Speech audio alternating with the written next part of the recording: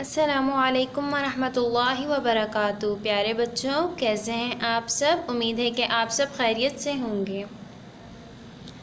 आज हम किताब का सफ़ा नंबर 6 पढ़ेंगे।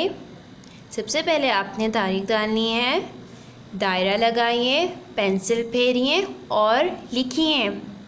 आज हम दायरा लगाएंगे, पेंसिल फेरेंगे और लिखेंगे। प्यारे बच्चों, हमने पाकी आवाज़ का तारुफ और पाकी आवाज़ की पहचान कर ली थी। आज हम पाकी मश्क और आदा करेंगे। पहले हम दायरा लगाएंगे। प्यारे बच्चों, ये क्या है? इसमें दायरा लगा हुआ है पाँव। इसके शुरू में किसकी आवाज़ है? जी हाँ, प की आवाज़ पाँव, तो हमने इस पे दायरा लगा दिया। इसी तरह पतंग, पतंग के शुरू में किसकी आवाज़ है? जी हाँ, पतंग की। इसके शुरू में आवाज़ प की है, तो पतंग, पतंग। हम पतंग पे दायरा लगा देंगे। पतंग। इसी तरह चांद, चांद के शुरू में किसकी आवाज़ है? प्यारे बच्चों, चांद के शुरू में प की आवाज़ नहीं है, तो हम इस पर दायरा नहीं लगाएंगे। पेंसिल, प्यारे बच्चों, किसकी आवाज़ है पेंसिल के शुरू में? प की।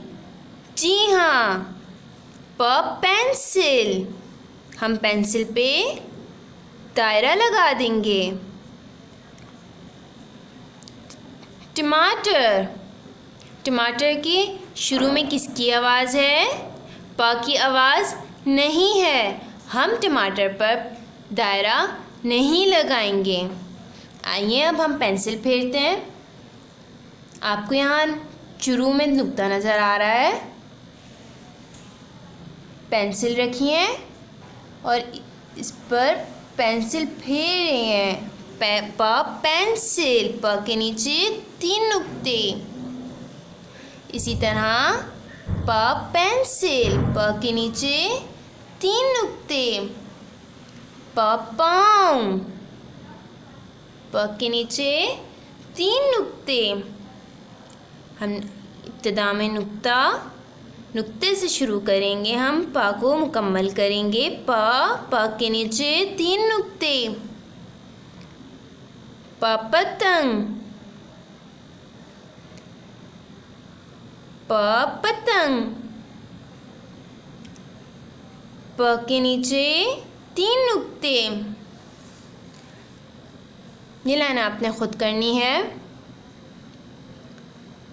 प के नीचे 3 नुक्ते। पतंग, पाँव, पेंसिल, प के नीचे 3 नुक्ते। प के नीचे 3 नुक्ते।